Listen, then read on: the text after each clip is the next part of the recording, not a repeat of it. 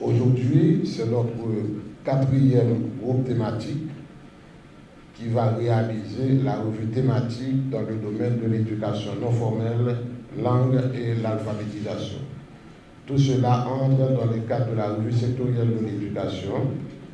qui examine le plan décennal d'éducation et de formation dans sa mise en œuvre avec les 6 objectifs que vous connaissez, qu'on a cités la dernière fois, pour voir qu'est-ce qui a été fait comme progrès dans la mise en œuvre de la politique d'éducation non formelle d'Haïti,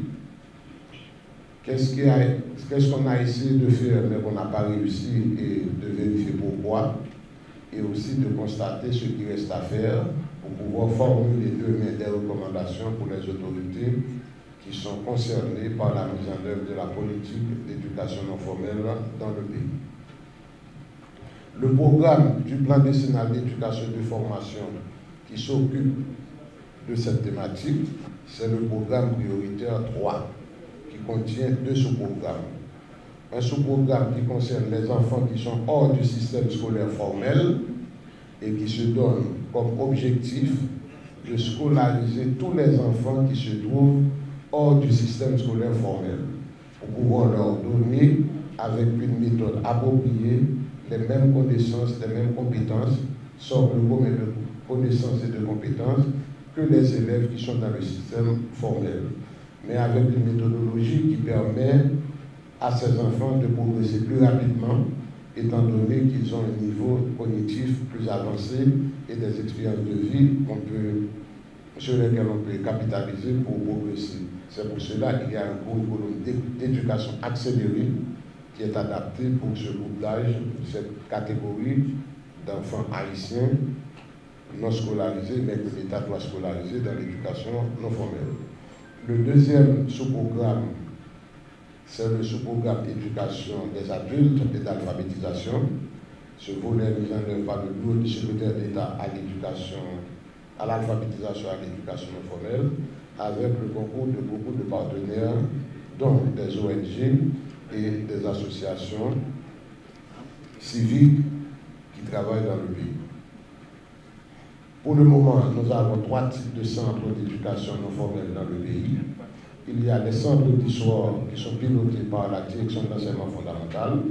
qui accueillent tous les enfants qui sont âgés de plus de 10 ans pour leur donner une scolarisation classique qui permet à ces enfants ou ces adultes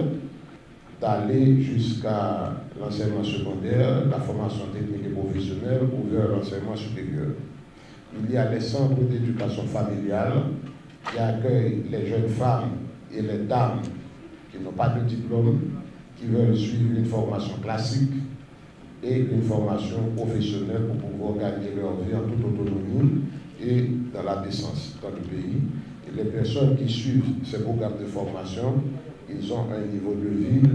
plus ou moins correct dans le pays pour pouvoir gagner la vie de manière autonome, sans intervention d'autrui. Et il y a le programme d'éducation des adultes et d'alphabétisation qui donne des compétences classiques, des compétences professionnelles et des compétences de vie pour les adultes dans des centres d'alphabétisation ou de post-alphabétisation,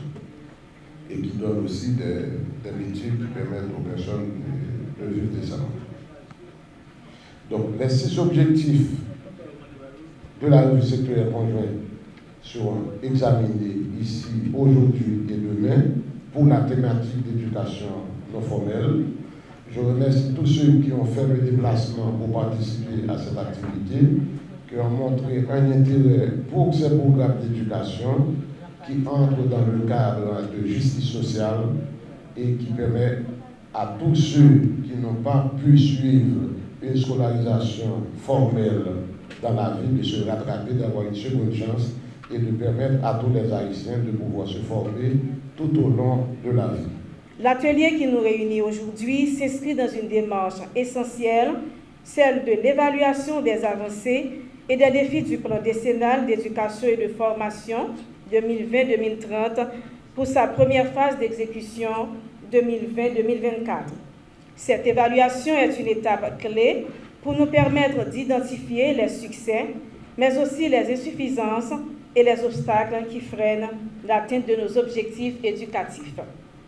L'alphabétisation et l'éducation non formelle sont des piliers fondamentaux de notre combat contre l'exclusion sociale et économique.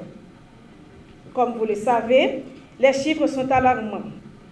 Près de la moitié des adultes haïtiens sont analphabètes et des millions d'enfants en âge d'être scolarisés restent en dehors du système éducatif formel. Cette situation ne peut être acceptée ni ignorée. Elle constitue un frein au développement de notre pays et un obstacle à l'épanouissement de nos citoyens.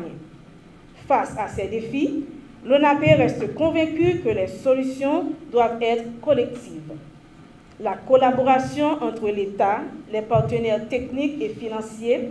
la société civile et les communautés locales est essentielle pour garantir la mise en place de politiques éducatives adaptées, inclusives et durables. Cet atelier nous offre donc une opportunité précieuse, celle de tirer les leçons de ces 4 premières années du PDF, d'analyser les stratégies mises en œuvre, d'identifier les obstacles et surtout de proposer des solutions concrètes pour améliorer les actions à venir dans la phase 2025-2030. Cet événement est le fruit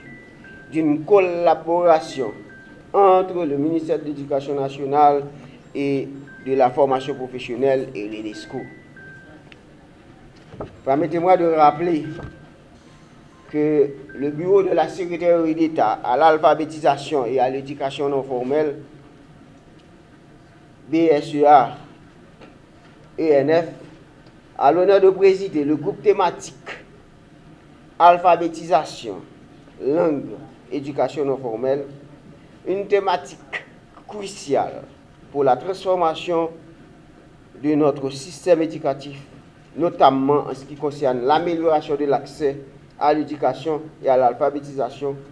pour tous les citoyens, en particulier pour les populations les plus vulnérables. L'alphabétisation, les langues et l'éducation non formelle ne sont pas seulement des objectifs éducatifs, elles sont des leviers puissants pour l'inclusion sociale, la réduction des inégalités et l'amélioration des conditions de vie de nos concitoyens. Aujourd'hui, à travers cet atelier, nous avons l'opportunité de faire le point sur les réalisations et les défis rencontrés au cours des 4 premières années de la mise en œuvre du PDF. Conçu comme la politique publique de l'État haïtien de 2020 à 2030, c'est un moment de réflexion et d'évaluation critique de la mise en œuvre des actions stratégiques associées à des indicateurs définis dans ce plan, mais aussi un moment privilégié pour partager des idées, de bonnes pratiques et proposer des ajustements nécessaires pour garantir le succès des objectifs à long terme du PDF. Cet atelier concerne 2 sous-programmes du programme numéro 3 de l'axe accès et égalité du PDF. Au cours de cet atelier, nous aurons l'occasion de discuter des avancées en matière d'éducation non formelle, incluant l'éducation des adultes et la scolarisation des enfants en dehors du système. Il sera question aussi de cogiter sur les politiques linguistiques à adopter dans les programmes d'éducation. Nous devons particulièrement veiller à ce que ces initiatives tiennent compte de la réalité de notre pays et soient adaptées